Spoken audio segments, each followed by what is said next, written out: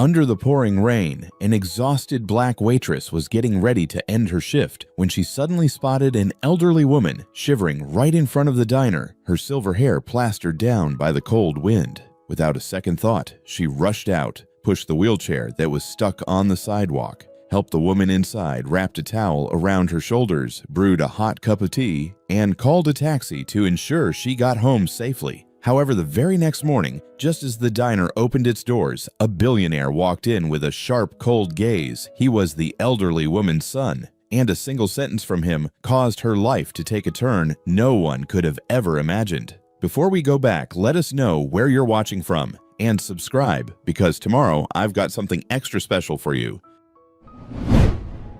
The rain came down like God himself was angry at New York City. Grace Thompson stood behind the counter of Lexington Diner, staring at the clock that seemed stuck on 10:47 p.m. Her feet screamed inside her worn-out sneakers. 12 hours. She'd been on her feet for 12 straight hours, and the ache had climbed from her ankles all the way up to her lower back. Table 6 needs a refill. Tony barked from the kitchen window, his face shiny with grease and sweat. Grace grabbed the coffee pot without a word. Pour, smile, clear, wipe, repeat. This was her life. This had been her life for 3 years, ever since her daughter Emma was born and her boyfriend decided fatherhood wasn't for him. The diner was almost empty. Just old Pete in his usual corner booth nursing his third cup of decaf. The fluorescent lights flickered overhead, casting everything in that sickly yellow glow. Outside, the neon sign buzzed and sputtered, half the letters burned out so it read El Ching on D.I.E.R.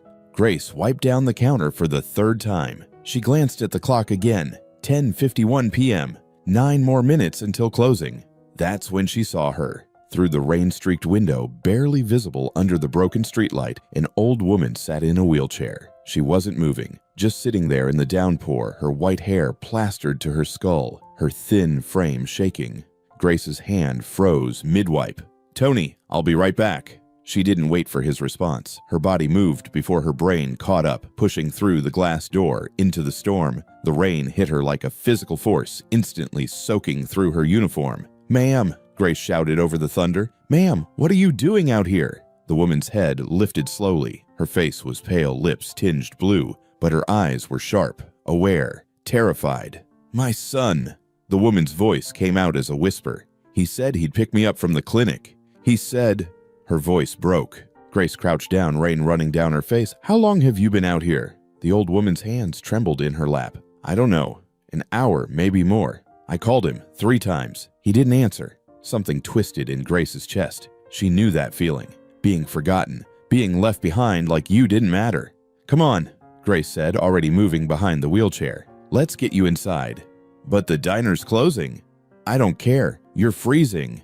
Grace pushed the wheelchair toward the diner. The wheels caught on a crack in the sidewalk, and she had to muscle it over. Her shoulders burned with the effort, but she kept going. Tony stuck his head out from the kitchen. "Grace, what the hell?" "Not now, Tony." She wheeled the woman to the booth nearest the radiator. The woman's whole body was shaking now, her teeth chattering so hard Grace could hear it. "Stay right here. Okay, I'm going to get you some towels." Grace rushed to the back, grabbed every clean dish towel she could find, and hurried back. She wrapped them around the woman's shoulders, around her thin arms. "Thank you," the woman whispered. "You don't have to do this." "Yes, I do." Grace looked at her properly now. The woman had to be in her late 70s. Her clothes were expensive, you could tell, even soaking wet. A cashmere cardigan, pearl earrings. "What's your name?" Grace asked softly. "Margaret, but everyone calls me Maggie." "I'm Grace. Nice to meet you, Maggie. Are you hungry?" Maggie's eyes filled with tears. "I don't want to be trouble." "You're not trouble. Hold on." Grace went behind the counter. She ladled chicken soup into a bowl, the good stuff they made fresh every morning. Added 2 slices of buttered toast. Brought it over with a mug of hot tea. "Here, eat this. It'll help." Maggie stared at the food like it was a miracle. Her hands shook as she picked up the spoon. She lifted it to her lips and took a sip.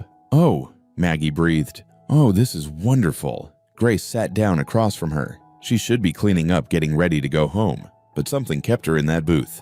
"Tell me about your son," Grace said quietly. Maggie's face changed. The gratitude flickered into something else. Sadness. "William. He's very successful, very busy. He runs his own company, Hayes Corporation. She took another sip of soup. He's a good boy. He forgets sometimes. About me. About everything that isn't work. I'm sorry. His father was the same way. Work, work, work. Until one day his heart gave out right there at his desk. William found him. It changed him.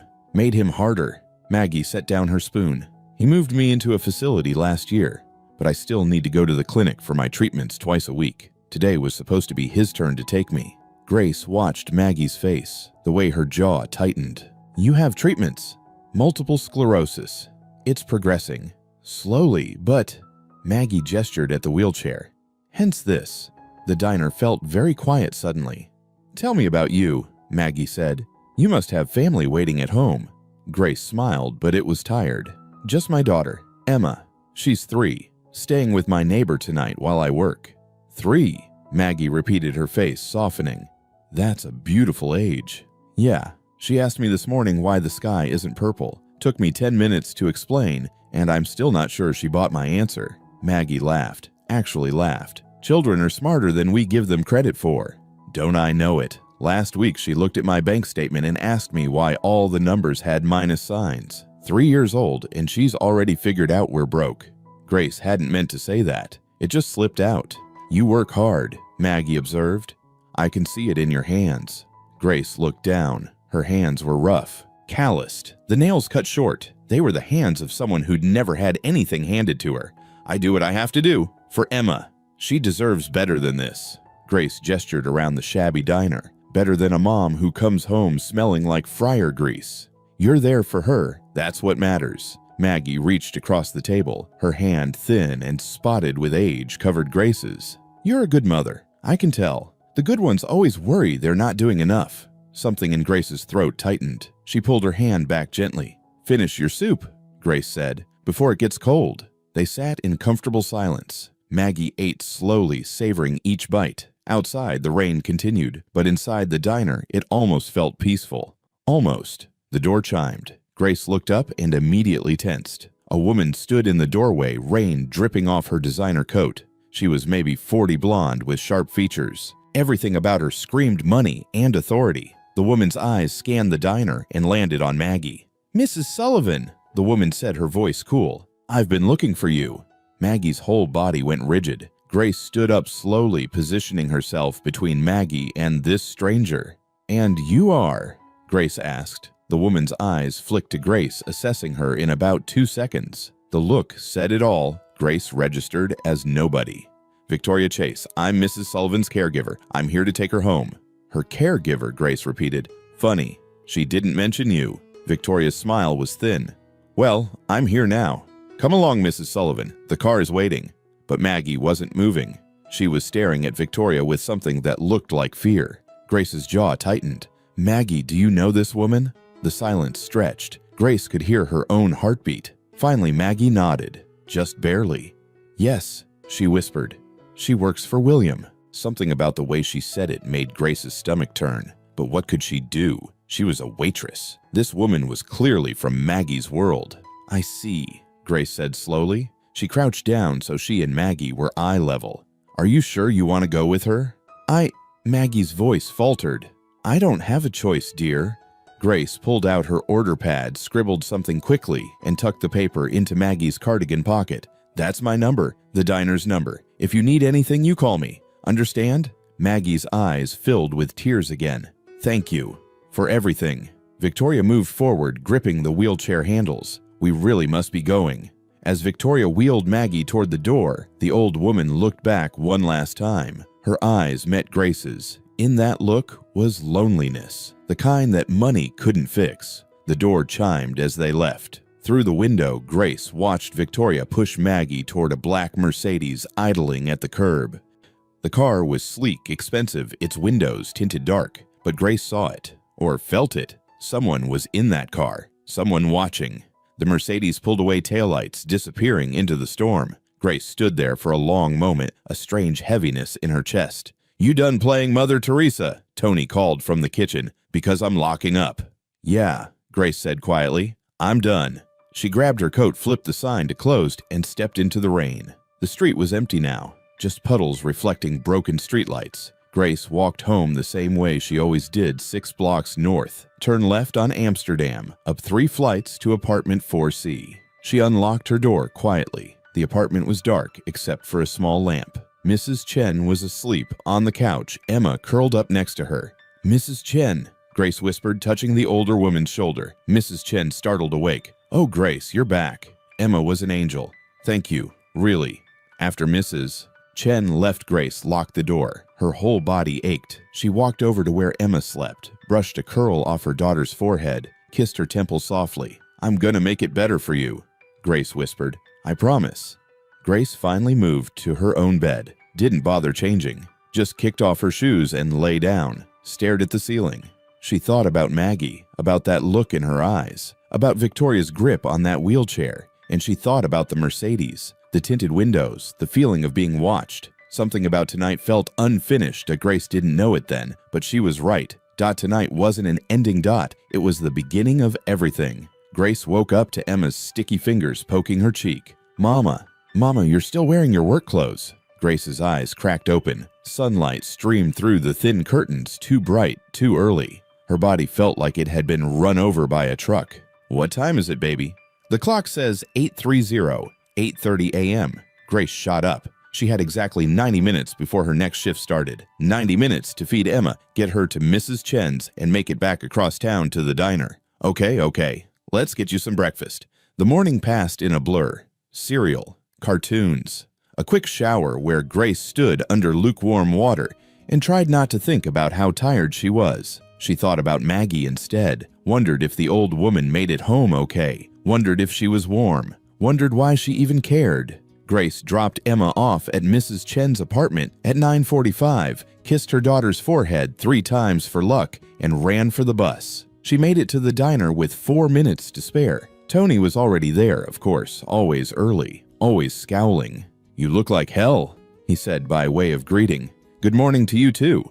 The lunch rush hit at noon. Grace moved through it mechanically. Burgers, fries, coffee, more coffee. A guy at table 4 left a $2 tip on a $30 check and smiled like he'd just funded her retirement. It was 2:17 p.m. when things got weird. The door chimed and Grace looked up from wiping down table 9. A man stood in the entrance, not just any man, the kind of man who didn't belong in a place like Lexington Diner. He wore a charcoal suit that probably cost more than Grace made in 6 months. His shoes were polished to a mirror shine. His hair was silver at the temples, perfectly styled. He looked like he'd stepped out of a magazine ad for expensive watches. The diner went quiet. Even the usual clatter from the kitchen seemed to pause. The man's eyes swept the room and landed on Grace. He walked straight toward her, his movements precise, purposeful. Grace's stomach tightened. She knew.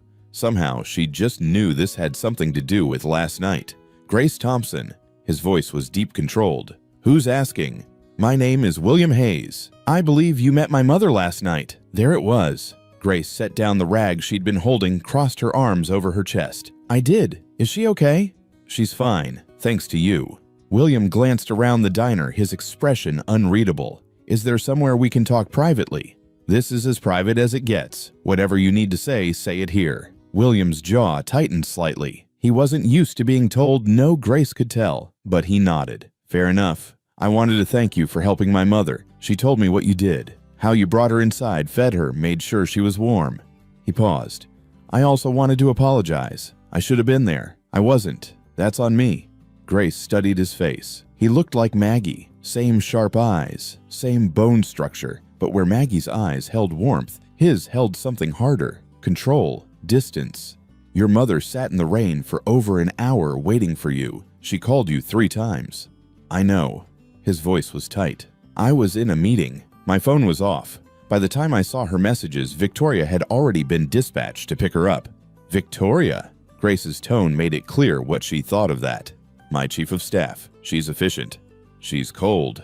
William's eyebrow raised slightly. "You don't pull punches, do you?" "I don't have time to. I work 2 jobs and raise a 3-year-old on my own. You want sugarcoating? Go somewhere else." Something flickered in William's eyes. Respect maybe, or surprise. He reached into his jacket pocket and pulled out an envelope. "I'd like to offer you compensation for your kindness last night." Grace's spine went rigid. "I don't want your money." It's not charity. Consider it a— I said no. Grace's voice was sharp enough to cut. I didn't help your mother because I wanted something from you. I helped her because she needed help. That's it. That's the whole story. William stood there, envelope still extended, looking at Grace like she was a puzzle he couldn't solve. You're a waitress at a diner that's barely staying open. You have a daughter. I looked into your situation. You what? Grace's voice rose. Several customers turned to look. You investigated me.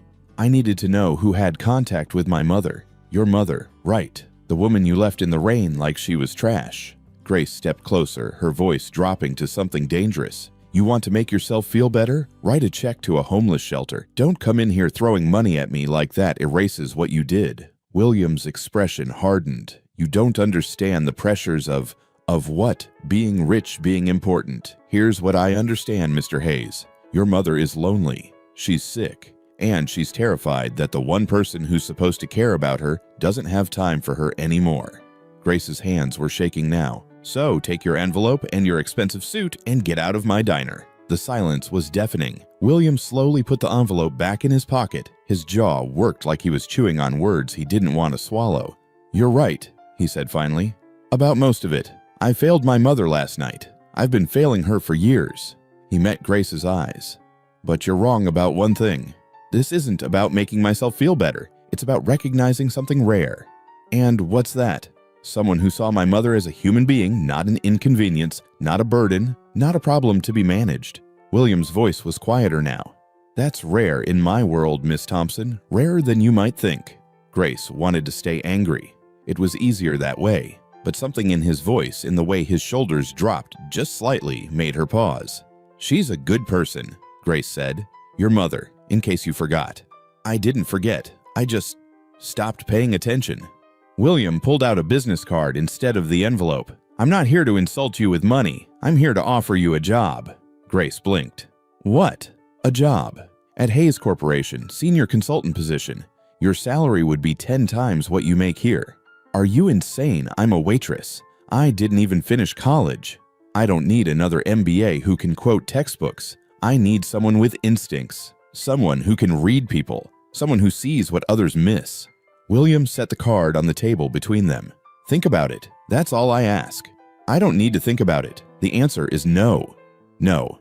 I don't belong in your world, Mr. Hayes, and I'm not interested in pretending I do. William studied her for a long moment. Then he did something unexpected. He smiled, not a polite business smile, a real one. My mother said you were stubborn. She also said you were kind smart and that you made the best chicken soup she'd had in years. He tapped the business card. The offer stands. Call me if you change your mind. Or don't. Either way, thank you for what you did last night. He turned and walked toward the door. His hand was on the handle when Grace heard herself call out. Wait. William turned back. Your mother. She's okay, really. His expression softened. She is. She asked me to tell you thank you. And that she still has your number. She might call sometime if that's all right. Tell her I'd like that. William nodded once, then left. The diner stayed quiet for another beat before the normal sounds of lunch service resumed. Grace looked down at the business card on the table. Simple, elegant. William Hayes, CEO, Hayes Corporation.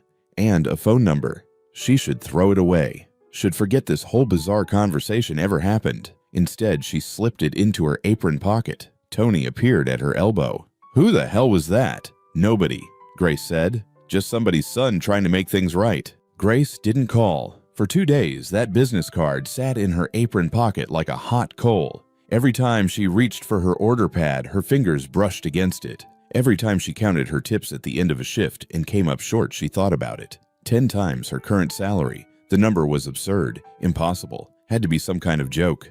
On the 3rd day, her landlord knocked on her door at 7 in the morning. Rent's due, Grace. You're already 4 days late. I know, Mr. Patterson. I'll have it by Friday. I promise. You said that last month, too. I got bills to pay, same as you. His face wasn't unkind, just tired. Friday, or I gotta start the eviction process. I don't want to, but I can't keep making exceptions.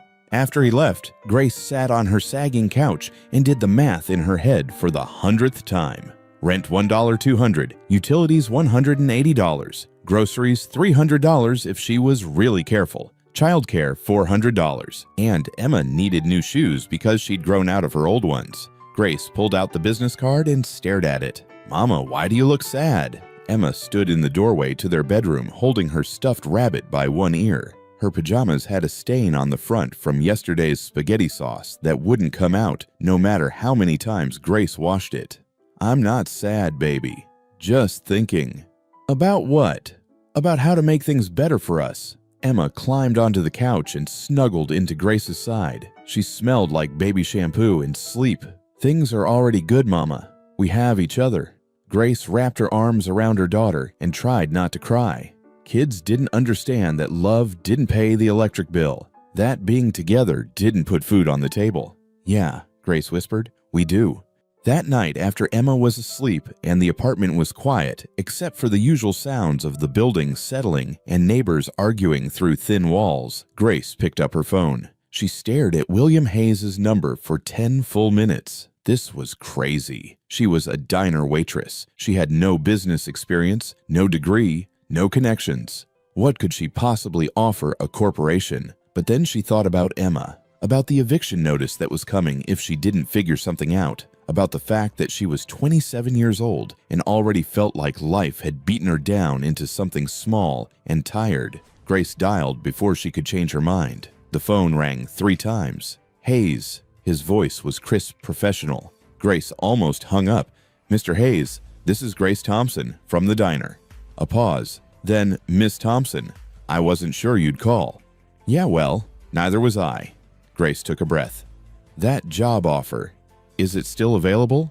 "It is." I need to know something first. Why me, really? Because the whole you can read people thing sounds like something you tell yourself to justify a weird impulse decision." William was quiet for a moment. When he spoke again, his voice had lost some of its business polish. "You want the honest answer. That's why I'm asking. I watched you with my mother that night, through the diner window. I saw how you didn't hesitate, didn't calculate. You just acted. Do you know how rare that is? In my world, every action is strategic. Every kindness has an angle. But you," he paused, "you were just kind. No agenda. And when I came to thank you, you told me off instead of taking my money. That told me everything I needed to know. That I'm stupid enough to turn down free cash. That you have integrity and self-respect. 2 things that are harder to find than Harvard MBAs. Grace paced her small living room. "What exactly would I be doing, because I don't know anything about running a company or whatever it is you do?" Hayes Corporation handles mergers and acquisitions. We buy companies, restructure them, make them profitable, sometimes sell them. It's about understanding numbers, yes, but it's also about understanding people, understanding what motivates them, what scares them, where they'll compromise and where they won't. And you think a waitress can do that? I think someone who's worked in service for years, who's had to read customers to maximize tips, who's had to negotiate with landlords and juggle bills and survive on her instincts. Yes, I think that person has skills my analysts in their corner offices don't." Grace stopped pacing. "What's the catch?" "The catch. There's always a catch. Nothing this good comes without strings." William's voice held something that might have been approval.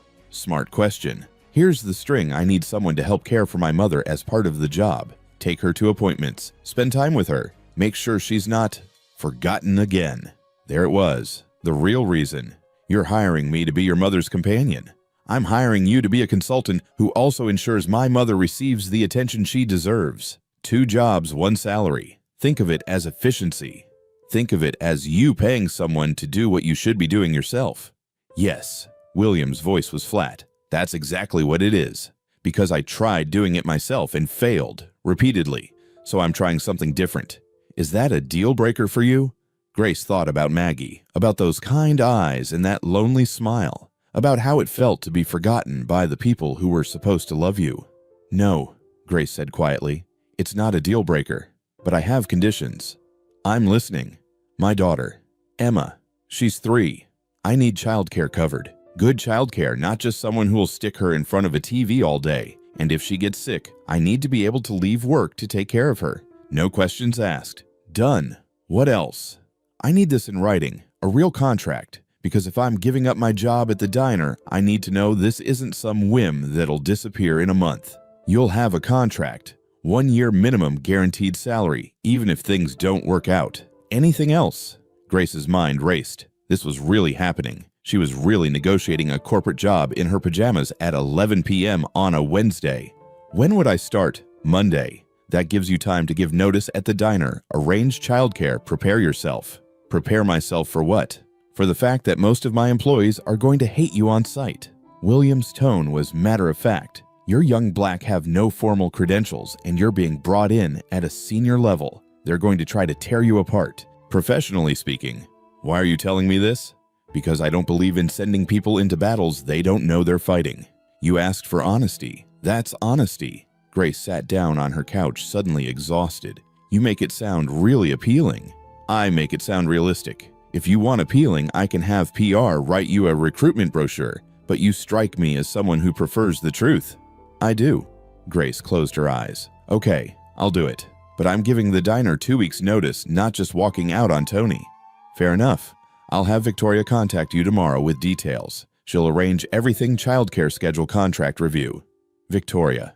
Great. She already loves me. Victoria is excellent at her job. She's also loyal to me, which means she'll be professional with you whether she likes you or not. Trust me, you want her on your side. If you say so, I do. Welcome to Hayes Corporation, Miss Thompson. I think you're going to surprise a lot of people. Yeah, Grace said, including myself. After they hung up, Grace sat in the dark for a long time. She kept expecting to feel excited, relieved, something positive. Instead, she felt terrified. What had she just agreed to? She was about to walk into a world where she didn't speak the language, didn't know the rules, didn't understand the game. She was going to be surrounded by people who'd spent years learning things she'd never even heard of. Grace walked to Emma's room and stood in the doorway, watching her daughter sleep. Emma's little chest rose and fell steadily. Her face was peaceful, innocent. I'm doing this for you, Grace whispered. I hope I don't screw it up. She turned and walked back to her room, lay down in bed, fully clothed for the second time that week. Tomorrow, she'd tell Tony, tell Mrs. Chen, start figuring out how to be someone she'd never been before. Tomorrow, she'd start becoming someone who belonged in William Hayes' world. Tonight, she'd let herself be scared. The Hayes Corporation building looked like it was designed to intimidate people. Grace stood on the sidewalk across the street, staring up at 40 floors of glass and steel that reflected the morning sun like a blade. People in expensive suits streamed in and out of the revolving doors, all of them moving with the kind of confidence that came from knowing exactly where they belonged. Grace did not feel like she belonged. She'd bought her outfit at a consignment shop in Brooklyn. A navy blazer that was slightly too big in the shoulders, a white blouse, gray slacks that she'd hemmed herself. The shoes pinched her toes. Her hair was pulled back in a bun that she'd watched 3 YouTube videos to learn how to do properly. She looked professional. She hoped. You can do this, Grace muttered to herself. You've dealt with drunk customers at 2 a.m. You've negotiated with landlords. You can handle a bunch of people in suits. She didn't believe herself, but she crossed the street anyway. The lobby was enormous. Marble floors, modern art on the walls that probably cost more than Grace's entire life savings. A security desk where 2 guards sat looking bored, and everywhere people walking with purpose, talking on phones, carrying leather briefcases. Grace approached the security desk. Hi, I'm Grace Thompson. It's my first day. The younger guard checked his computer. ID. Grace handed over her driver's license. He scanned it, typed something, then handed her a temporary badge. 38th floor. Elevators are to your right. The elevator ride felt like it lasted hours. Grace watched the numbers climb. 10, 15, 20. Her reflection in the polished metal doors looked small, out of place. The doors opened on 38. The floor was open concept. Desks arranged in clusters, glass-walled offices along the perimeter. Everyone looked busy. Everyone looked like they'd been born wearing business casual. You must be Grace. Grace turned. Victoria Chase stood there looking exactly like she had at the diner. Blonde hair in a perfect bob, sharp suit, sharper eyes. Miss Chase. Just Victoria. Follow me. She didn't wait for a response, just started walking. Grace hurried to keep up. Mr. Hayes is in meetings all morning. I'll be getting you set up. Your office is this way. I have an office. Victoria's glance was brief. Did you expect a cubicle? I didn't know what to expect. They stopped at a glass-walled office. Not huge, but not small either. A desk, a computer. A view of the city that made Grace's breath catch. This is yours. It will get you logged in. You'll find your employee handbook on the desk along with your first assignment. Victoria checked her watch. Your official start time was 20 minutes ago. Grace checked her phone. 8:20 a.m. I thought start time was 8:30 inches. 8:30 is when most people arrive. Start time is 8:00. Victoria's smile was cold. Punctuality matters here, Grace. I'd suggest setting your alarm earlier. Grace bit back about 10 different responses. Noted. Good. Someone from IT will be by shortly. I suggest you review the Orion Group file before your 2 p.m. meeting. Victoria turned to leave, then paused. A word of advice. Don't expect anyone to like you. You weren't promoted from within. You don't have the credentials. And everyone knows why you're really here. And why is that? To keep an eye on Mr. Hayes' mother. We all know it. So don't pretend this is about your qualifications.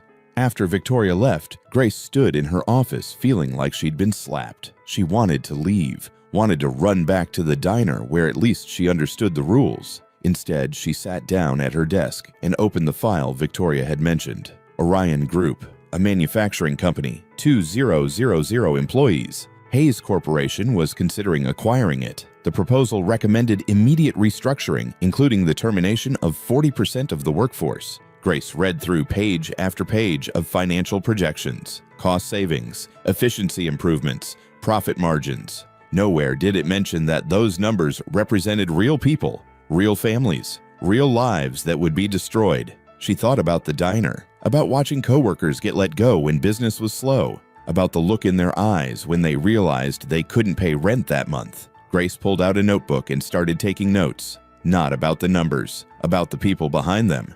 You settling in okay? Grace looked up. A young guy stood in her doorway.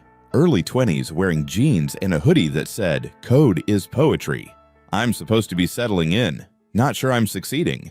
He grinned. You're the diner lady, right? The one who told off Mr. Hayes. News travels fast. This place runs on gossip and coffee. I'm Jake Miller, IT department. He held up a laptop. Here to get you set up. Fair warning, our system is temperamental and occasionally possessed by demons. Grace laughed. She couldn't help it. Thanks for the warning. Jake spent the next hour getting her logged in, explaining the various software systems and casually dropping useful information about office politics. Victoria hates everyone equally, so don't take it personally. Harrison Langford in finance is a sexist dinosaur who thinks women should still be secretaries. And Marcus Webb in strategy is gunning for VP, so he sees everyone as competition. Jake finished configuring her email, but Mr. Hayes is fair, tough but fair. If you do good work, he'll back you up. That's reassuring. Yeah, well, you're gonna need it. That Orion deal, it's Langford's baby. He's convinced the mass layoffs are necessary. If you disagree with him in the meeting, he's going to come at you hard. Grace looked at the file again. What do you think about the layoffs? Jake's expression turned serious. I think numbers on a spreadsheet don't bleed when you cut them. But people do. After Jake left, Grace dove back into the file. She had 6 hours until the meeting. 6 hours to understand a company she'd never heard of, an industry she knew nothing about, and somehow find an alternative to putting 800 people out of work. No pressure. Grace worked through lunch. Didn't even notice when people walked by her office, didn't hear the whispers. She was too focused on the patterns she was seeing in the data. The proposed cuts were all frontline workers, the people who actually made the products. But management positions untouched. The executive compensation packages, still enormous. She started pulling up comparable companies, looking at how they'd handled similar situations, taking notes in her own words, not the corporate jargon that filled the official documents. At 1:45, Grace sat back and looked at what she'd written. It wasn't polished. It wasn't what a consultant would normally present. But it was real. And it was right. She grabbed her notebook and headed to the conference room. The room was already half full. Men in expensive suits sat around a massive oak table. They looked up when Grace entered, and the temperature seemed to drop 10 degrees. Grace took a seat, kept her back straight, met their stares with her own. An older white man with silver hair and a ruddy complexion looked at her like she was something unpleasant he'd stepped in. You must be our new consultant. The pause before consultant was deliberate, mocking. Grace Thompson, you must be Harrison Langford. That's Mr. Langford to you. Then it's Miss Thompson to you. Grace smiled. It wasn't friendly. Langford's face reddened. Do you know who I am? CFO. 20 years with the company, MBA from Wharton, a reputation for cutting costs and bonuses that reflect those cuts. Grace's voice was steady. Yes, Mr. Langford, I know exactly who you are. The room went silent. The door opened. William Hayes entered, and everyone straightened in their chairs. He took the head of the table, his eyes moving around the room and landing briefly on Grace. She couldn't read his expression. Let's begin. Langford, you're up first. Walk us through the Orion proposal. Langford stood, pressed a button on the remote, and a presentation appeared on the screen. He talked for 20 minutes about efficiency, optimization, and shareholder value. Every slide was full of numbers and charts. Not once did he mention the word people. When he finished, he looked around the table with satisfaction. Any questions? I have one. Everyone turned to Grace. William leaned back in his chair. Go ahead, Miss Thompson. Grace stood up. Her hands wanted to shake. She didn't let them. Mr. Langford, your proposal saves $50 million annually by cutting 800 workers, but you haven't accounted for knowledge loss training costs for new hires or the PR disaster when this hits the news. You also haven't considered that most of those workers are in skilled positions that take months to fill. Langford's smile was condescending. And you've determined this. How? By reading people. By reading your own data, and by understanding something you seem to have forgotten. Grace looked around the table. Companies aren't just numbers on a balance sheet. They're made of people. And when you cut people without strategy, without care, you destroy institutional knowledge that can't be replaced. Institutional knowledge. Langford said it like it was a joke. Let me guess. You're going to tell us these workers are valuable because they care about their jobs, because they have families. This isn't a charity, sweetheart. It's business. Grace felt anger flash through her. She channeled it. Used it. You're right. It is business. So let's talk business. Your plan cuts workers but keeps a bloated management structure. You're paying 6 executives a combined $12 million annually to manage a workforce you're shrinking by 40%. That math doesn't work. She moved to the screen, pulled up her own analysis on her laptop. Here's an alternative. Voluntary retirement packages for 300 senior workers. That saves $20 million. Restructure middle management, reduce those 6 executive positions to 4. That's another $8 million. Invest $10 million in training and technology to increase productivity. Net savings $18 million annually, and you keep 75% of your workforce. The room was dead silent. That's less than my proposal, Langford said. It's sustainable. Your proposal guts the company. Mine gives it a chance to grow. Langford's face was purple now. You've been here for, 6 hours, and you think you understand this business better than I do. I understand people, and I understand that treating them like disposable assets is how you kill a company. Grace met his eyes. It's always just business until it's your job on the line, Mr. Langford. The silence stretched. Then William spoke. That's enough for today. Langford, Grace, I want revised proposals from both of you by Thursday. We'll reconvene then. The meeting ended. People filed out, most of them avoiding Grace's eyes. Langford stormed past her without a word. Grace gathered her things with shaking hands. She'd just gone to war with the CFO of Hayes Corporation on her first day. This was either the bravest or stupidest thing she'd ever done. Miss Thompson. William stood by the door. His expression was neutral. Yes. My office. Now. Grace's stomach dropped. She'd pushed too hard. She was about to get fired on her first day. She followed William to his corner office. He closed the door behind them, walked to his desk, and turned to face her. That, William said slowly, was either brilliant or career suicide. I haven't decided which yet. I just told you what I saw in the data. You told Harrison Langford, a man with an ego the size of Manhattan, that his analysis was wrong, in front of the entire senior leadership team. William's eyes were unreadable. Do you understand what you've done? Probably made an enemy. Several enemies. Langford has allies. They're going to try to destroy you now. Grace lifted her chin.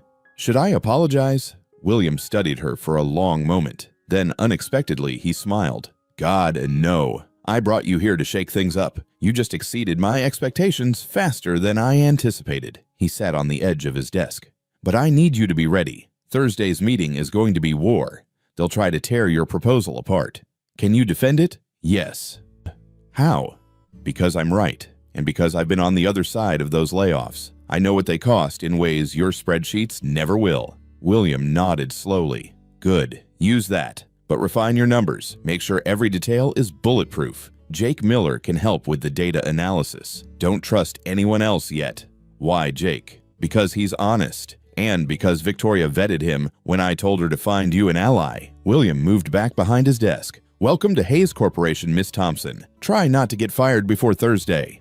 Grace left his office and went back to her own, sat down in her chair and stared at the city view without really seeing it. She'd survived her first day. Barely. Thursday came too fast. Grace had spent every waking hour preparing. Jake had helped her refine the numbers, run scenarios, stress test every assumption. They'd worked late Tuesday night, and when Grace checked the clock, it was 2 a.m., and Jake was asleep on his keyboard. Go home, Grace had said, shaking his shoulder. I can finish this. You sure? Yeah. And Jake. Thank you. Really. He'd grinned, exhausted. Hey, someone's got to have your back in this place. Now it was Thursday at 1:55 p.m., and Grace was standing outside the conference room, trying to remember how to breathe. You look like you're about to throw up. Grace turned. Victoria stood there holding 2 cups of coffee. She offered one to Grace. Thanks. Grace took it suspicious. Don't thank me yet. It's terrible coffee, but it's caffeinated. Victoria's expression was unreadable. I'm not rooting for you, Grace, but I'm not rooting against you either. Mr. Hayes believes in you. That means something. Does it? It means don't embarrass him. Or yourself. Victoria checked her watch. 2 minutes. Good luck. Grace entered the conference room. It was packed. Not just the senior leadership from Monday, but at least a dozen other people. All of them looked at her with varying degrees of hostility or curiosity. Langford sat at the far end of the table, flanked by 2 men in identical gray suits. His expression was smug. He'd brought reinforcements. William entered precisely at 2:00 p.m. Let's begin. Langford, you have the floor first. Langford stood and launched into his presentation. It was slicker than Monday's. More data, more projections. He'd brought in testimonials from other companies that had done similar workforce reductions, had charts showing increased stock prices after cuts. It was impressive. Grace had to admit it. When he finished, several people around the table nodded approvingly. Questions? William asked. One of Langford's allies spoke up. This seems like a sound strategy. The numbers are clear. We'd see immediate returns. Another chimed in.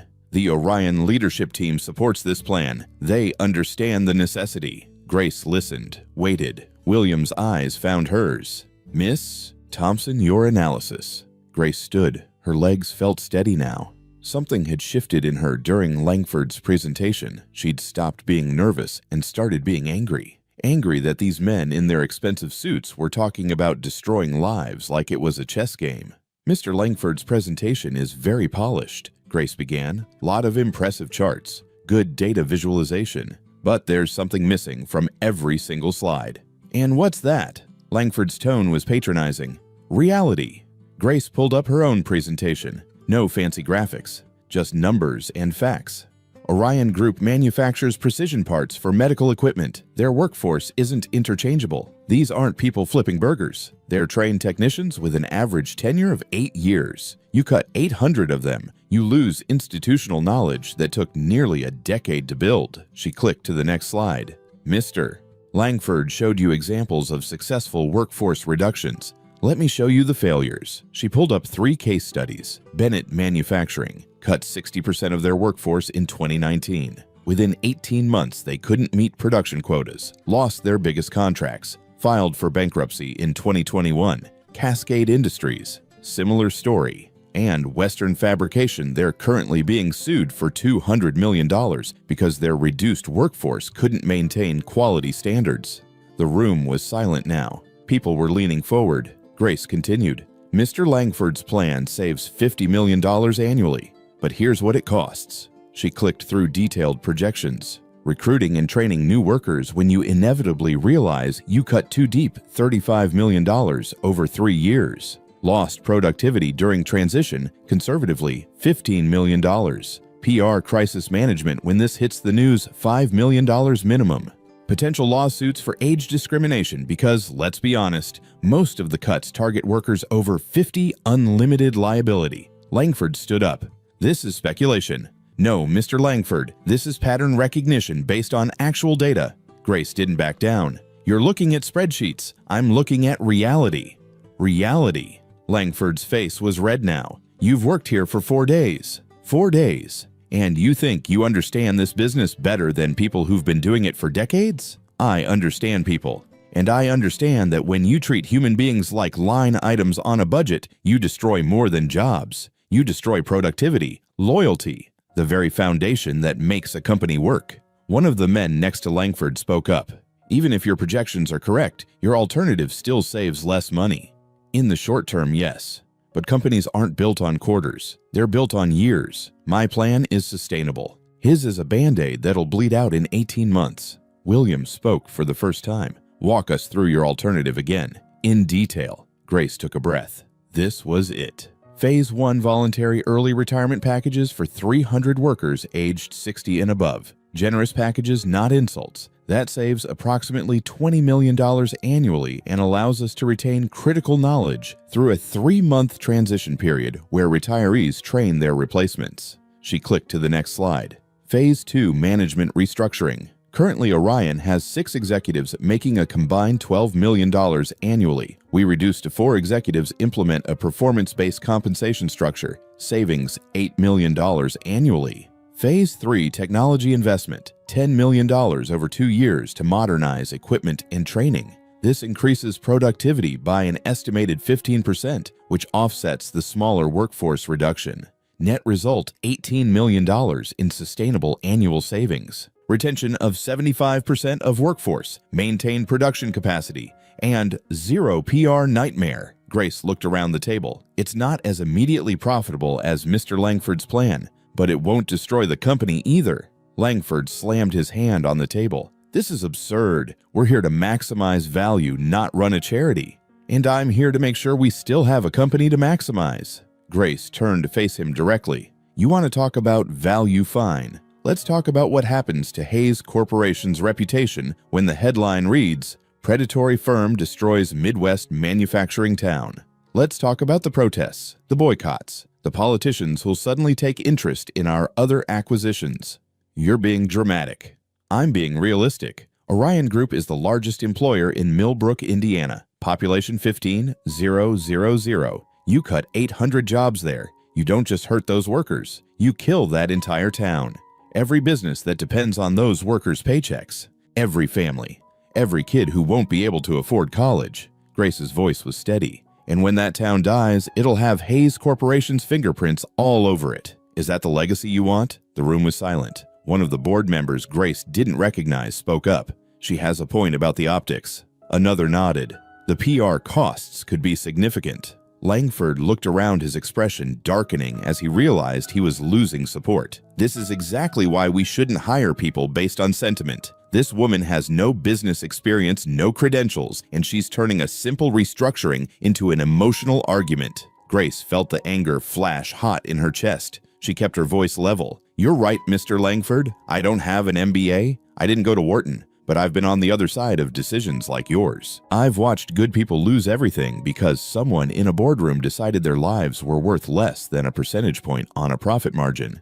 She stepped closer to the table. And you know what? That experience is more valuable than any degree, because I know what you can't see in your spreadsheets. I know that Maria Rodriguez in quality control has worked at Orion for 12 years, and she's the only person who can spot defects that would cost us millions in recalls. I know that James Patterson in assembly trained half the current workforce, and his knowledge is irreplaceable. I know these things because I read the employee files, all of them, because unlike you, I actually care about the people we're talking about destroying. Langford's face was purple. How dare you? How dare I what? Tell you the truth, do my job. Grace didn't break eye contact. It's always just business until someone makes you look at the human cost. Well, here it is. 800 people, 800 families. Thousands of lives affected, and the only question that matters is whether we're willing to destroy all of that to make your profit projection look better on paper. The silence that followed was absolute. William stood. I think we've heard enough. I'll need time to review both proposals with the board. We'll reconvene Monday morning with a decision. His eyes swept the room. Dismissed. People filed out slowly. Grace gathered her materials with shaking hands. She'd done it. She'd made her case. She'd also probably just ended her career. Langford walked past her without a word, but his look promised retribution. His allies followed, murmuring amongst themselves. Miss Thompson. Grace looked up. William was still there, along with 2 other people. an older woman with kind eyes and a younger man taking notes. "This is Barbara Chen, head of our board of directors, and Thomas Wright, general counsel." Grace's stomach dropped. "Miss Chen, Mr. Wright." Barbara smiled. "That was quite a presentation, young lady." "Thank you, I think." "Harrison Langford has been pushing aggressive cost-cutting measures for years," Barbara continued. "William brought you in specifically to challenge that approach, but I don't think any of us expected you to challenge it quite so forcefully. I apologize if I overstepped." "Don't." Barbara's voice was firm. "Don't apologize for being right. Or for having courage." She glanced at William. "Your instinct was correct. She sees what others miss." Thomas spoke up. "For the record, your legal analysis was sound. The age discrimination exposure alone could cost us far more than Langford's plan saves." After they left, only William remained. "Well," Grace asked, "am I fired?" "No, but Langford is going to make your life hell now. You embarrassed him twice. He won't forget that." "I didn't mean to embarrass him. I just told the truth." "I know." William walked to the window, looked out at the city. "The board meets tomorrow. They'll make the final decision. But between us, you won the room today." "I did."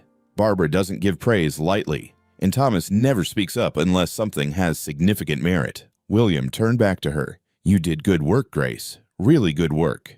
Grace felt something tight in her chest loosen. "Thank you." "Don't thank me yet. This was the easy part." "That was easy." William's smile was slight. "Convincing people with logic and data, that's easy. The hard part comes when someone tries to destroy you for being right. And trust me, that's coming." After he left, Grace sat alone in the empty conference room. She pulled out her phone and saw a text from Mrs. Chen. "Emma's asking when you're coming home. She misses you." Grace typed back, "Tell her mama's coming home soon, and that I love her." She gathered her things and headed out. As she waited for the elevator, Victoria approached. "You survived," Victoria said. "Barely." "Langford is furious. He's already making calls trying to undermine you." "Why are you telling me this?" Victoria pressed the elevator button. "Because Mr. Hayes asked me to keep you informed. And because..." She paused. "Because maybe you're not what I thought you were." The elevator arrived. They stepped in together. "What did you think I was?" Grace asked. "A charity case. Someone William hired to make himself feel better about neglecting his mother." Victoria's eyes met Grace's. "I was wrong. You're not here because of Maggie. You're here because you're actually good at this." The elevator doors opened on the ground floor. "That almost sounded like a compliment," Grace said. "Don't let it go to your head." But Victoria's expression was almost friendly. "See you Monday, Grace. Try to enjoy your weekend before all hell breaks loose." Grace walked out of Hayes Corporation into the late afternoon sun. Her feet hurt, her head hurt, her whole body was exhausted. But she'd done it. She'd faced down the boardroom and won. Now she just had to survive whatever came next. 4 months later, Grace barely recognized her own life. She lived in a better apartment now. 2 bedrooms, so Emma had her own room. New furniture. A refrigerator that didn't sound like it was dying. Emma went to a good preschool where they taught her actual things instead of just parking her in front of cartoons. Grace wore real professional clothes, got her hair done at an actual salon, had business cards with her name and title Senior Consultant, Human Capital Strategy. She still couldn't believe it was real sometimes. The Orion deal had gone through with her restructuring plan. 0 layoffs beyond the voluntary retirements. The local news in Millbrook had run a story calling Hayes Corporation a rare example of ethical business practices. Barbara Chen had sent Grace a personal note. "You saved those jobs and our reputation. Well done." Grace had framed it. Put it on her desk next to the photo of Emma. She'd also gotten close to Maggie. Took her to doctor's appointments every Tuesday and Thursday. They'd have lunch after just the 2 of them talking about everything and nothing. Maggie told stories about William as a boy, about her late husband, about the life she'd lived before MS stole her mobility. Grace told Maggie about Emma, about her own mother who died when Grace was 19, about the dreams she'd had to put on hold when she got pregnant. They'd become friends, real friends. Life was good. That should have been Grace's first warning. It was a Tuesday morning, 7:45 a.m., when Victoria appeared in Grace's office doorway. Her face was grim. "We have a problem." Grace looked up from her coffee. "What kind of problem?" "The kind that could end your career. Come with me." They went to William's office. He was already there along with Thomas Wright and 2 people Grace didn't recognize. Both wore suits that screamed law enforcement. Grace's stomach dropped. "What's going on?" William's face was stone. "There's been a security breach. Classified information from our bid on the Meridian government contract was leaked to our competitor. The leak came from your email account." The room tilted. "What? No, that's impossible." Thomas pulled out a tablet, showed her a screen. There it was, an email from her account sent 3 days ago at 11:47 p.m. with attachments labeled Confidential Meridian Bid Strategy. "I didn't send that. I wasn't even in the office at 11:47 on Friday. I was home with Emma." "Can anyone verify that?" one of the unknown men asked. "My daughter, she's 3. "Anyone else?" Grace's mind raced. "No, she was asleep. I was working on my laptop in the living room, but I was working on the Henderson merger, not the Meridian contract. Check my home system logs." "We did," Thomas said quietly. "Your laptop shows you accessed the Meridian files at 11:43 p.m. "That's impossible. I never—" Grace stopped, felt the ground disappearing beneath her. "Someone used my credentials. Someone hacked my account. Or," Victoria said, her voice careful, "you sent the files and are now claiming you were hacked." "Why would I do that? What would I possibly gain?" The other unknown man spoke. "The competing firm Blackstone Partners has connections to several board members who opposed your hiring. It's possible they approached you with an offer." "This is insane. I didn't do this." Grace looked at William. His face was unreadable. "You can't actually think I'd sabotage the company." "It doesn't matter what I think. The board is convening an emergency meeting in an hour. They're calling for your immediate termination." "Based on what circumstantial evidence?" "Based on the fact that you're the easy target," Victoria said. "You've been here 4 months. You don't have a decade of loyalty to fall back on. You're an outsider, and Marcus Webb has been pushing this narrative hard since the leak was discovered." "Marcus?" Grace remembered him from her first day. Senior VP of Strategy, the one Jake had warned her about. "Why would Marcus want me gone?" "Because you're in his way," Thomas said. "He was in line for your position before William created it for you. He's been undermining you since day one." Grace's mind was spinning. "So someone, probably Marcus, hacked my account, sent classified files to our competitor, and now I'm taking the fall." "That's the theory," William said. "But we need proof." "Then get it. Pull the IP addresses, check the metadata, trace the actual source of the email." "We have. The IP address matches your home network." Grace felt like she'd been punched. "Then someone accessed my home network. That's possible, right?" Thomas nodded.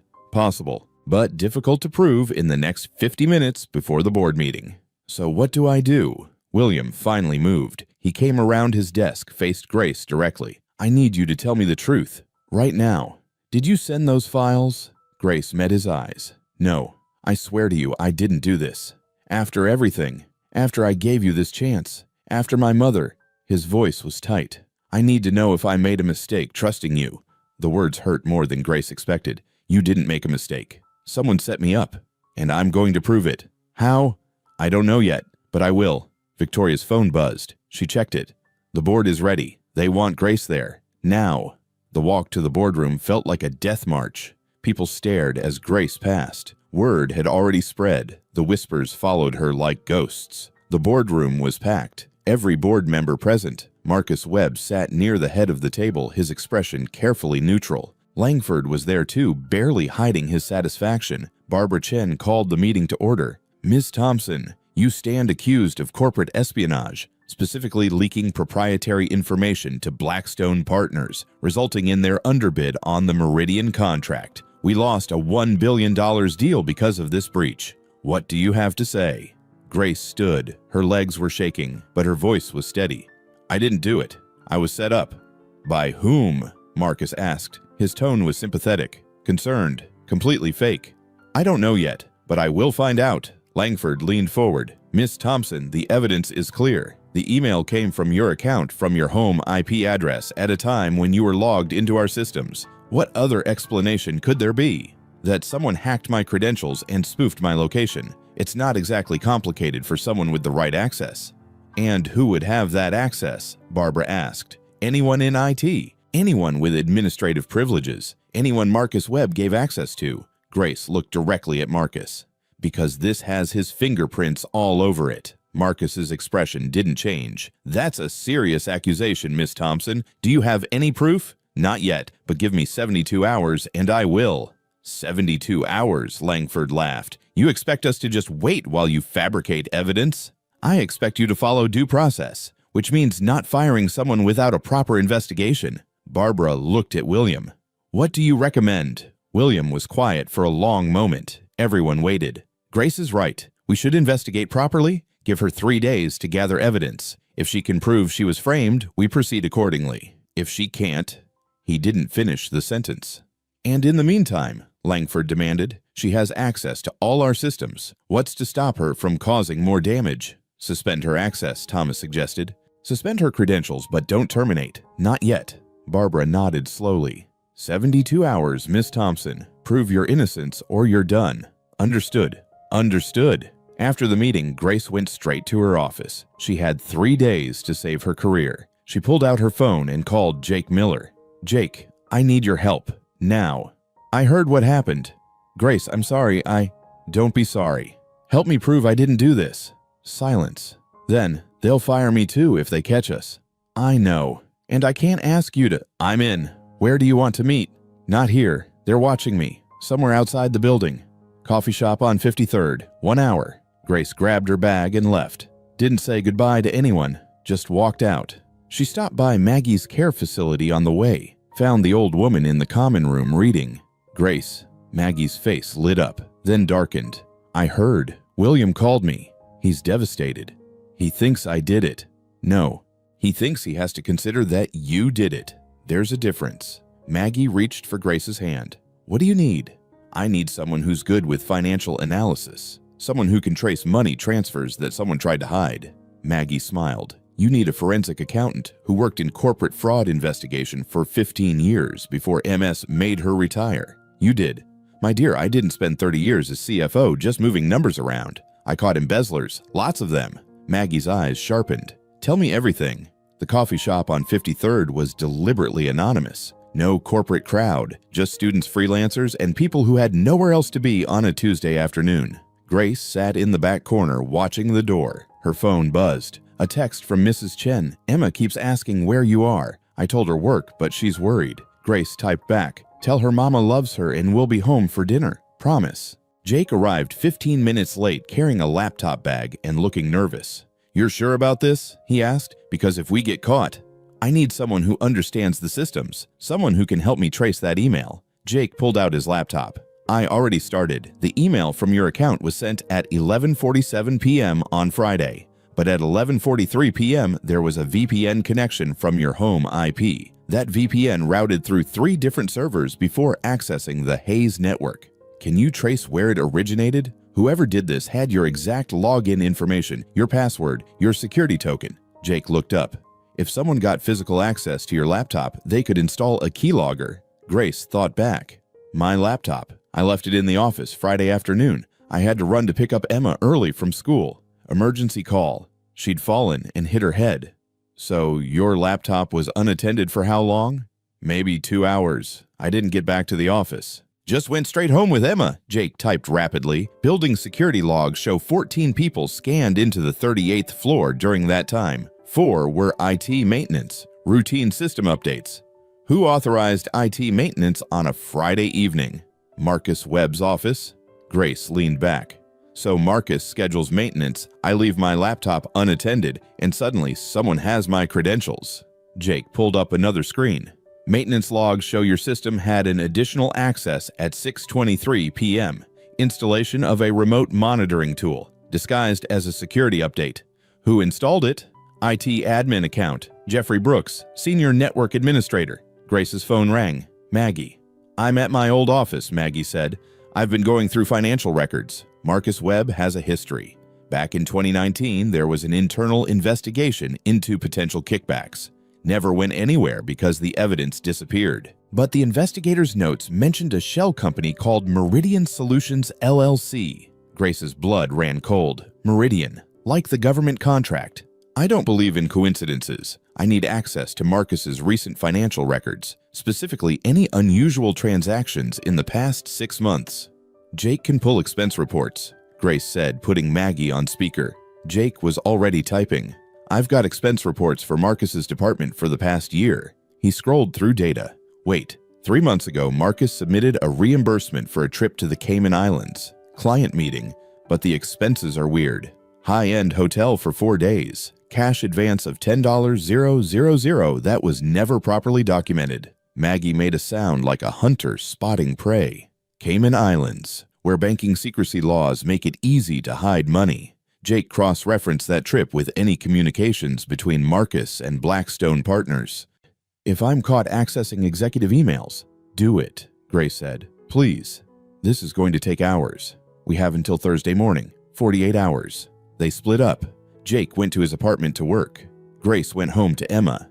Maggie continued digging through financial records. Around 2 a.m., Grace's phone buzzed. A text from Jake. "Got something. You need to see this." Grace met Jake at an all-night diner. He looked exhausted. "I found the emails," he said. "Marcus has been in contact with Blackstone's VP of Strategy for 6 months. Encrypted emails." "What do they say?" Jake pulled up the files. 2 days before our Meridian bid was finalized, Marcus sent an email with an attachment labeled Preliminary Thoughts. 3 hours later, Blackstone submitted their bid at exactly $2 million less than ours. They knew our exact bid amount. And look at this email from 2 weeks ago. Marcus to Blackstone package will be delivered as discussed. Ensure payment is processed through the agreed channels. Grace called Maggie. It was 2:30 a.m., but Maggie answered immediately. "Tell me you found the money trail." "I found it. Meridian Solutions LLC received $2 million from a Cayman Islands account 2 weeks ago. That account received $3 million from a holding company owned by Blackstone Partners the day after they won the Meridian contract. So Blackstone paid Marcus $2 million for the information. The money went through 3 shell companies to obscure the trail, but I tracked it. Bank statements, transfer records, everything." Grace felt something loosen in her chest. "We have him." They spent the next day assembling their case. Jake created a timeline. Maggie organized financial documents. Grace wrote a summary connecting all the pieces. By Wednesday evening, they had everything. Marcus Webb had sold confidential information for $2 million. He'd used Grace's credentials to frame her, and they could prove it. "What now?" Jake asked. They were gathered in Grace's apartment. Emma was asleep. "Now we go to war," Grace said. "The board meets tomorrow at 9 a.m. Maggie squeezed Grace's hand. "You did good, dear." "We did good. I couldn't have done this without you both." "That's what family does," Maggie said softly. "We protect each other." Thursday morning, Grace dressed carefully, her best suit. She needed to look calm, even though inside she was terrified. Victoria met her outside the boardroom. "Marcus is already inside. He's confident."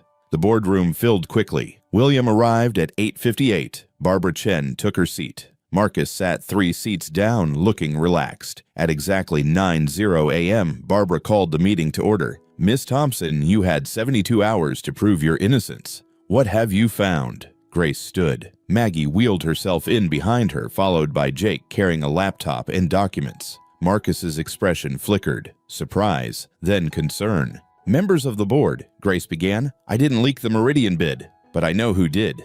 And I can prove it." Jake connected his laptop to the boardroom screen. "On Friday, October 13th at 6:23 p.m., someone installed remote monitoring software on my laptop. That software captured my login credentials." The screen showed the installation logs. The software was installed using Jeffrey Brooks's IT admin account, but Mr. Brooks was off-site that evening. "This proves nothing," Marcus said. "Brooks could have installed it remotely, except the installation required physical access, and building security shows that during the installation window, only 4 people were on the 38th floor. 2 were cleaning staff. 1 was Grace, who'd already left, and 1 was you, Mr. Webb." The room went silent. Grace continued. "The monitoring software allowed someone to see everything I did. On November 3rd, someone used my credentials to send the Meridian bid to Blackstone Partners. That someone was you, Marcus. I was home that evening. My wife can confirm. You were home, but you accessed the system remotely using my credentials." Jake brought up the VPN logs.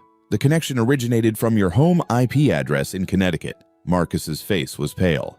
"I occasionally work from home. That doesn't mean—" "It means everything when we add the financial component," Maggie said. She placed a folder on the table in front of Barbara. "This folder contains bank records for Meridian Solutions LLC. That company received $2 million from a Cayman Islands account on November 5th, 2 days after the bid was leaked."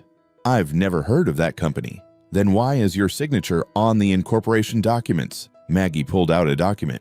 And why did you personally visit the Cayman Islands in September to set up the account? Barbara opened the folder, her expression darkening. Maggie continued, the $2 million came from an account funded by Blackstone Partners. They paid you to steal our bid, and you used Grace as your scapegoat. Grace placed a final document on the table. These are encrypted emails between Marcus and Blackstone's VP. Jake decrypted them. They explicitly discuss the exchange of confidential information for payment. Barbara read the emails. Her face was stone. Marcus stood up. This is fabricated. Sit down, Mr. Webb. Barbara's voice could have cut glass. Marcus sat. Barbara looked around the table. Does anyone else need to review this evidence? The board members passed the documents around in silence. Finally, Thomas Wright spoke. This is enough for criminal prosecution, corporate espionage, fraud. I recommend immediate termination and referral to federal authorities. Seconded, another board member said. Barbara looked at Marcus. Do you have anything to say? Marcus's hands shook. There must be some mistake. The only mistake was thinking you were clever enough to get away with this. You're terminated effective immediately. Security will escort you from the building, and Mr. Wright will be contacting the FBI within the hour. 2 security guards entered. Marcus stood, mechanically allowed himself to be led out. He didn't look at Grace as he passed. After he was gone, Barbara turned to Grace. Miss Thompson, on behalf of Hayes Corporation, I apologize. What happened to you was unconscionable. She stood. I'm recommending to the full board that you be promoted to Vice President of Human Capital Strategy, effective immediately. Grace felt her knees go weak. Thank you. Thank your friends. Without them, Marcus might have succeeded. Barbara looked at Maggie and Jake. You both have my gratitude. After the meeting, William approached Grace. I doubted you, he said quietly. When I saw that evidence, I wondered if I'd been wrong about you. I'm sorry. You gave me a chance to prove myself. That's more than most people would have done. William glanced at his mother. She never doubted you. Not for a second. She said you had more integrity than Marcus had in his entire body. She was right.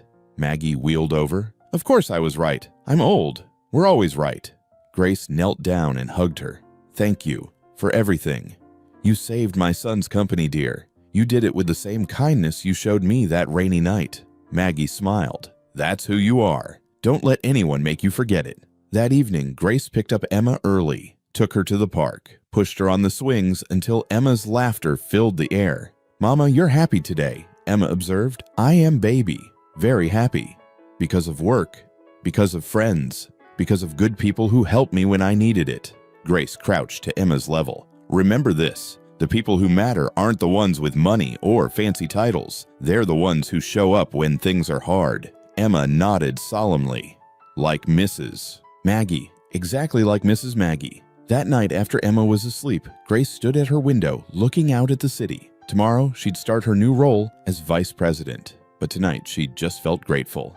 For Maggie, for Jake, for the chance William had given her. And for the reminder that kindness, the simple act of seeing someone as human, could change everything.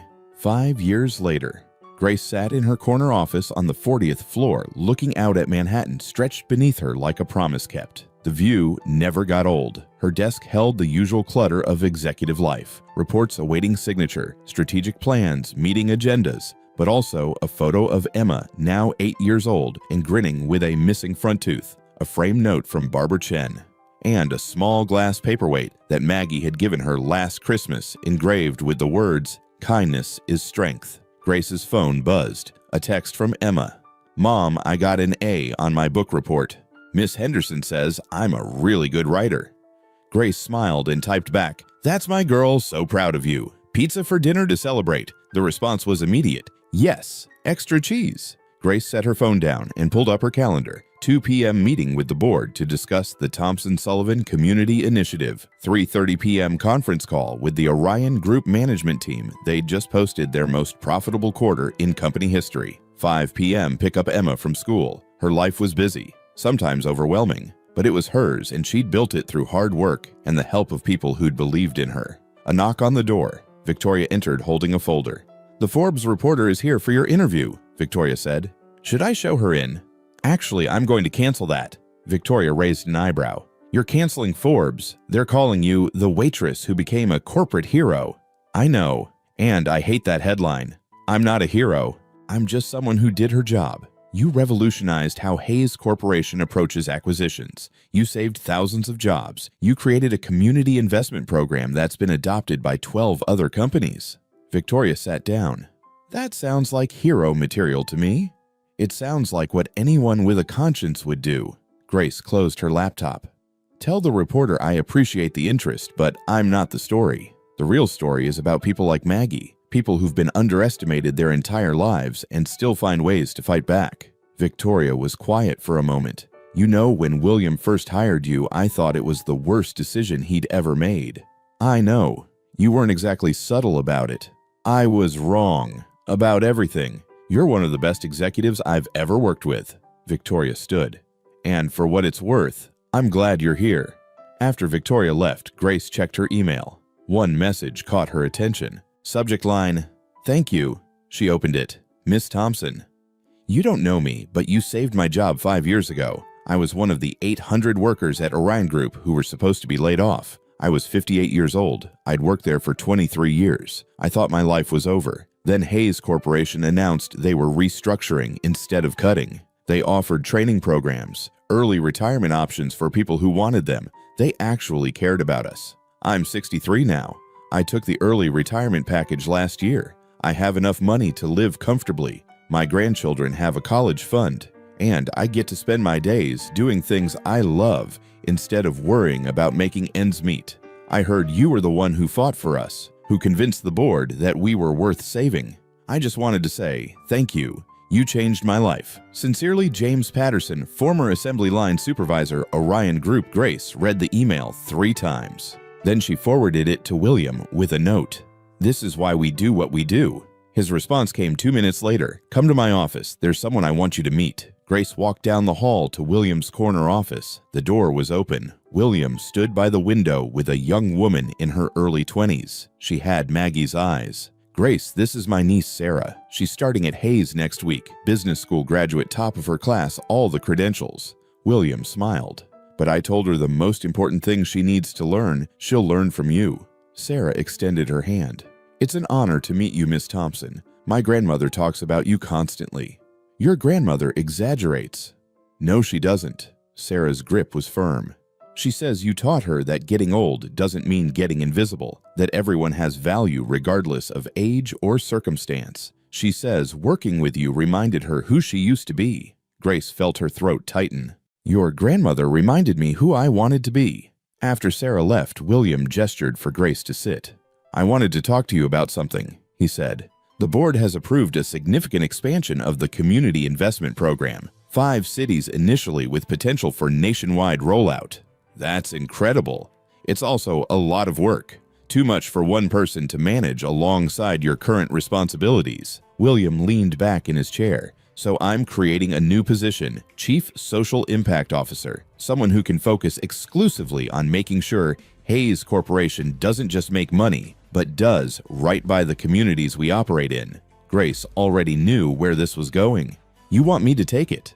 I want you to consider it. It would mean stepping away from some of your operational duties, but it would also mean building something that could outlast all of us.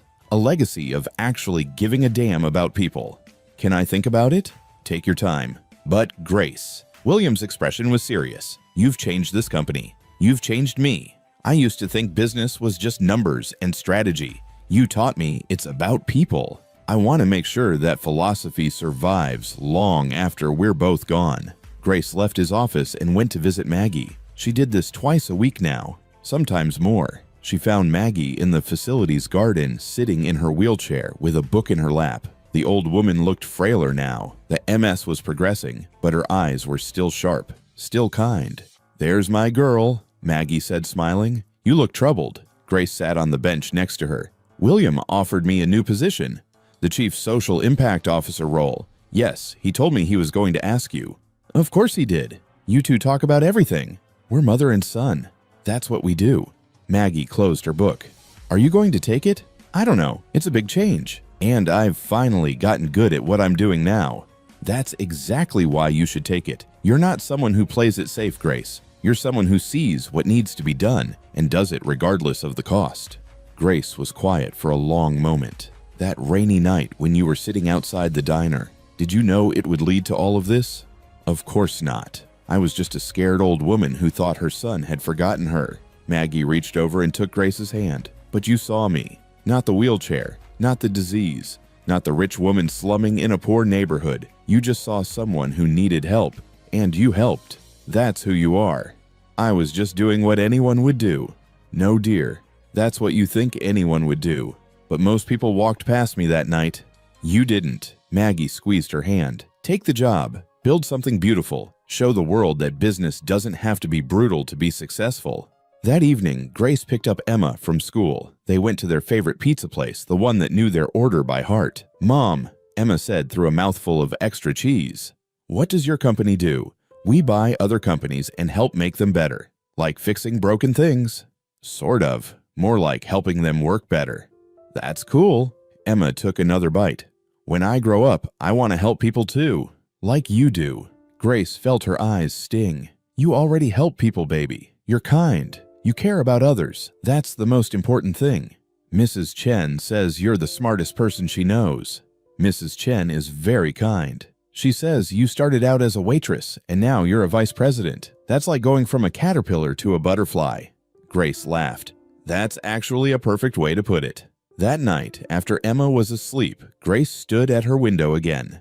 Same city, same view, but everything was different. She pulled out her phone and texted William, I'll take the position. Let's build something that matters. His response, I never doubted you would. Grace walked to Emma's room and stood in the doorway watching her daughter sleep, the same way she'd done 5 years ago in a different apartment, in a different life. I did it, baby, Grace whispered. I made things better. For you, for us, for people we'll never even meet. She thought about that rainy night, about Maggie sitting outside in the cold, about the choice she'd made to help a stranger instead of staying warm and dry inside. One choice, one act of kindness, and it had changed everything. Grace walked back to her bedroom and lay down. Tomorrow she'd start planning the expansion of the community initiative. She'd hire a team. She'd travel to cities that needed help. She'd work harder than she ever had before. But tonight, she'd rest and be grateful for Maggie, for William,